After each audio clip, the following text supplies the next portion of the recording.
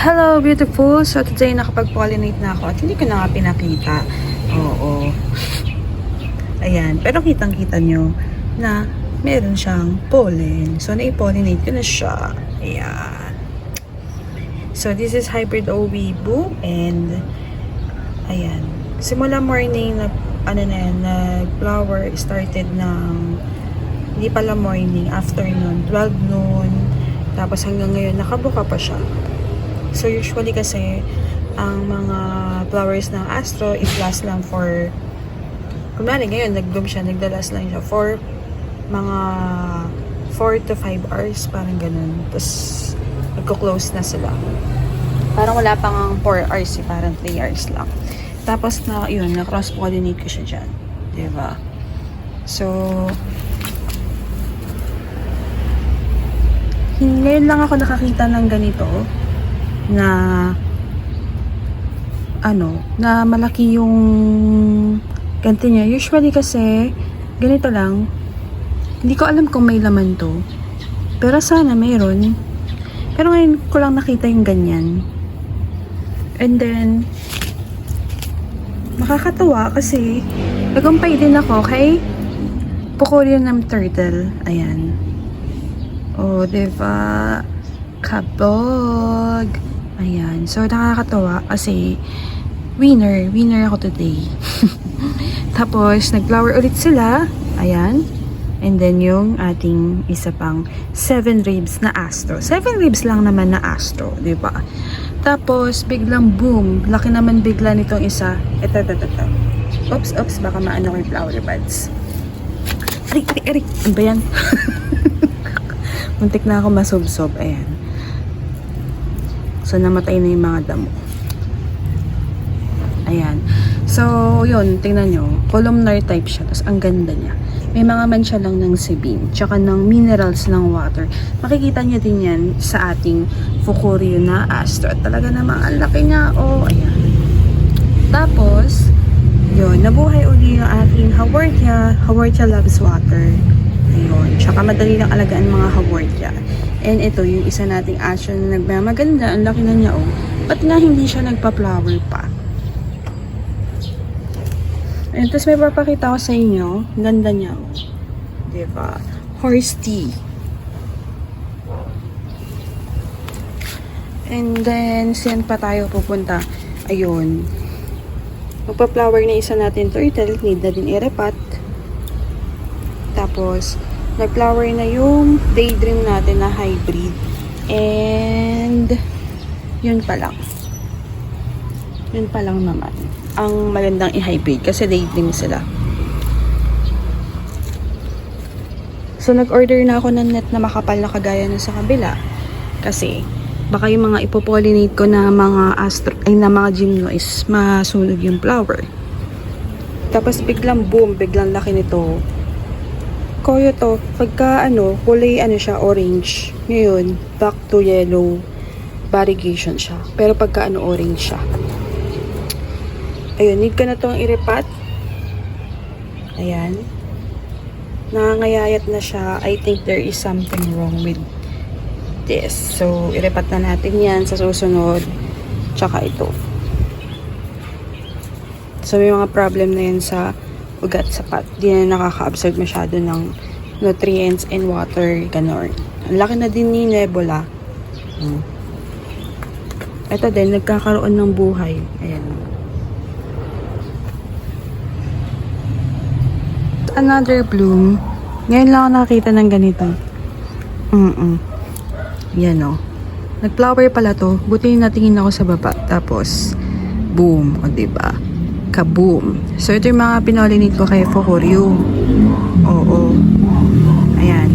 So, pag pinolinate ko to, magbo-boom siya ulit. Kasi, yung kanyang pistil or stigma dun sa gitna. Ayan. Yung parang may kamay-kamay na yan. Maganda siya. Magandang i-pollinate yung mga ganyan. As well as this one. Pero ito, manipis yung niya. Pero bukang-buka. Pwede natin silang ipag-cross-pollinate. Kasi naka-close na yung isang super kabuto. But before ko ito i-pollinate, may papakita muna ako sa inyo. Punta tayo ulit dito.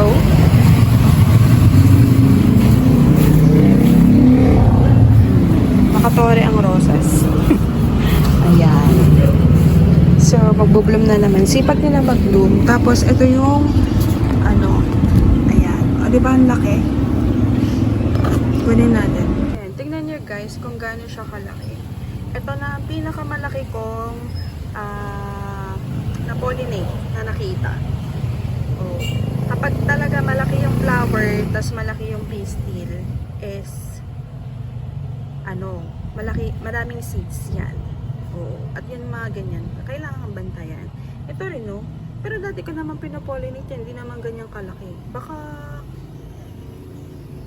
nasa nasa kino-crossbreed, ganun kaya. Yan. So yan po ang pinakamalaki kong ma-harvest. Yan po yung pinakamalaki kong seed pads. Yan, dalawa na yan, ganyan. Ang laki. Ngayon lang ako nakapag ng seed pads na ganyan. Kaya pukurin ko po yan, kinrossbreed. Diba? So, pag harvest ko yan is i-upload ko na din yan kasi siksikan na sisira yung gilid nila. Ay, pucha. Ayan. Tapos, kukunti na nga lang yung succulent ko. Ganito pa nangyari. Kaya ako, Diyos ko, 3 years na sa akin to, ganito pa kinain ng impacto ng snail. Pasensya na kayo maingay, nasa tabi tayo ng daan, ay uwian na kasi. Ayan. So, nag-rot I think yung kanyang stem. Putulin ko na lang to. Ayan. Tapos, bisita lang tayo ng tingin sa ating nursery. Ang laki, oh, diba? Kabog. Sige, open na natin. Ayun, oh, laki ng as. Pukuryo po to, oh. Pukuryo na Astro. Pasensya na kayo't mapangit yung lupa. Kabog. Kabog talaga. Char. Oh, ang ganda nito, oh. Apatan, oh, pukuryo, oh. Pasensya na, ang pangit yung lupa. So, yun, may mga inano ko dito. Pinolinate. Ayan. Ayan sila. Tapos magpa-flower na naman yan. Ayan. O, ang ating mga ano dyan. O, nada-dry up na. Pero magpa-flower o bongga. So, yun. Balik tayo dun sa kabila. Magko-cross-pollinate na ako.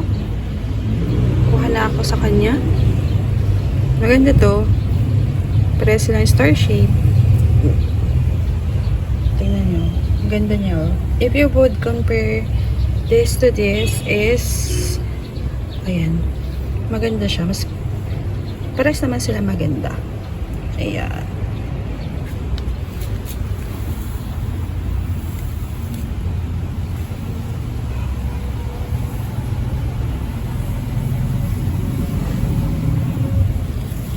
Di makita eh. Baka sabihin hindi naman makita. Ayan. Buti na lang nakita ko to. So first time kong nakakita ng ganito.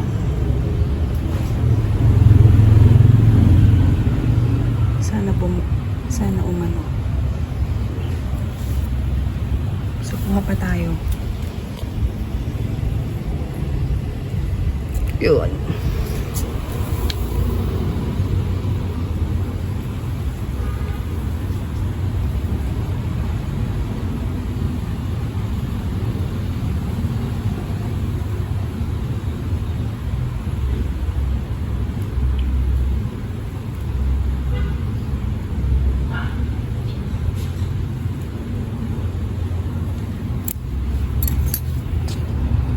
Yun lang. So, thank you for watching at Everything Nice at Mitch, Succulent Love.